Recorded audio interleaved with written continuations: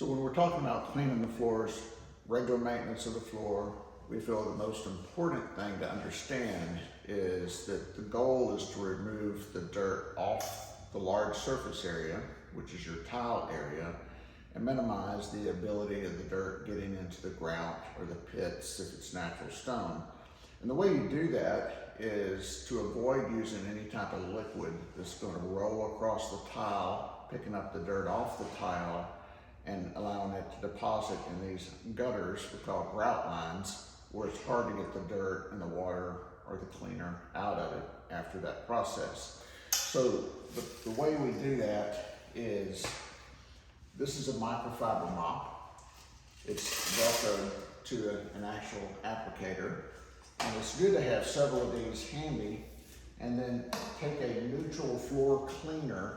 Now, when we say neutral, we're talking neutral pH, a pH 7, and you want something that can soften the dirt and help the dirt release, so when you hit it with the microfiber pad, it lifts it off the floor.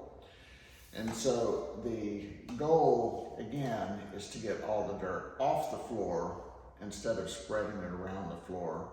And using this process works great. We call it best practices. There's also Swiffer mops that work. They're a lot smaller applicator, but use the drier Swiffer to actually pick it up, and not the wet Swiffers that's going to push dirt around.